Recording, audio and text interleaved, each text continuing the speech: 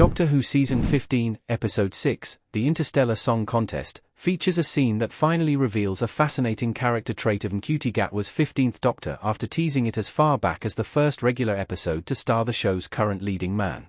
Every Doctor actor has redefined the role in their own unique way, and Gatwa is no different in this respect. During his time leading Doctor Who Season 14's cast, it became increasingly obvious what kind of Doctor 15 wanted to be, and that has continued into Season 15. However, there's something else below the surface. As the first new Doctor of Doctor Who's Disney era, Gatwa is probably the first iteration of the Time Lord that portions of the fan base have engaged with. 15 is generally a light-hearted version of the Time Lord, similar at times to David Tennant's 10th Doctor or Matt Smith's 11th. He's also recognizable for his vast and fashionable wardrobe, as opposed to boasting a single recognizable hero costume. He's also a little quicker to tears than his predecessors. While I don't doubt that all these traits are authentic to 15, Doctor Who's Eurovision episode shows something additional and worrying. Doctor Who Season 15, Episode 6 fully reveals the 15th Doctor's darker side. 15's torture sequence shows the Doctor at his worst. The Doctor tends to avoid cruelty for the sake of cruelty, and often strives to keep pain and violence at bay if it can be avoided. That said, there have been several instances throughout Doctor Who's multi-decade history where the Doctor has fallen victim to darker urges and is driven by colder motivations than simply saving the day. The Interstellar Song Contest is the purest example of one of these scenes for 15, as he's clearly reveling in the torture of the episode's villain, Kid, Freddie Fox. Doctor Who Season 14, Episode 1, Space Babies, was the first time I noticed 15's dark side trying to get out. It's only a brief moment, but Gatwa's Doctor intentionally scares the episode's titular infants to the point of tears simply to make himself laugh. This dark streak has come back a few times since, with one of the most prominent examples understandably coming during 15's interaction with the racist residents of Fine Time at the end of Dot and Bubble. Torturing Kid is the first time I've seen 15 completely surrender to this side of himself. I love seeing the Doctor acting heroically, but it's always interesting when the Time Lord acts unexpectedly. In a way, the scenes in question suggest that the audience doesn't know the Doctor quite as well as assumed, or that the Doctor's less endearing traits are conveniently forgotten or ignored.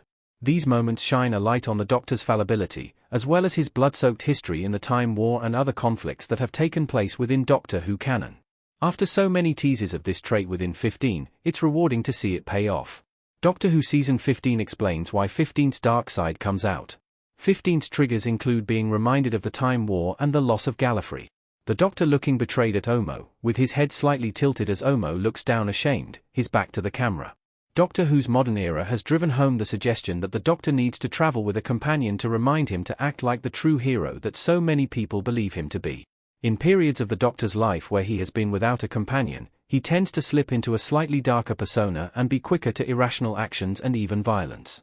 His hearts are almost always in the right place in these instances, but he tries to take a destructively straight line to what he believes at the time to be a just victory. Belinda Chandra, Varoda Setu, become separated from the Doctor in The Interstellar Song Contest, and the chaotic goings-on lead 15 to falsely believe that his companion has died. So, this ticks the box of not having a friend to keep him on the correct path, but it also crosses over into another of the Doctor's dark side triggers.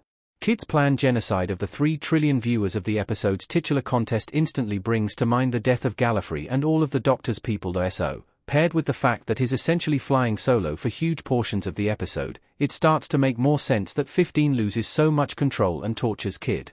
Other occasions when 15's darkness has been on show, like in Dot and Bubble, and even killing Sutekh in Empire of Death, haven't included a companionless Doctor.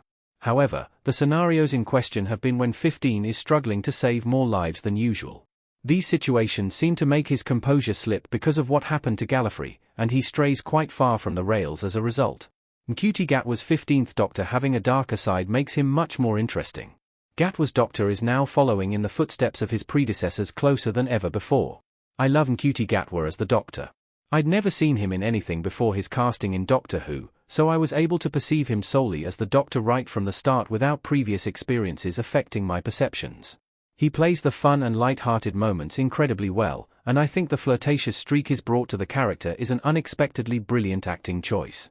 That said, I don't think all of that would have been enough to hold his iteration of the Time Lord together as a complete and well-rounded character. If anything, 15's generally less intense demeanor perfectly sets up the moments when his dark side shows through the cracks. It's tough to see them coming, and held up against how he usually plays the Doctor, the scenes in question stand out in the best possible way.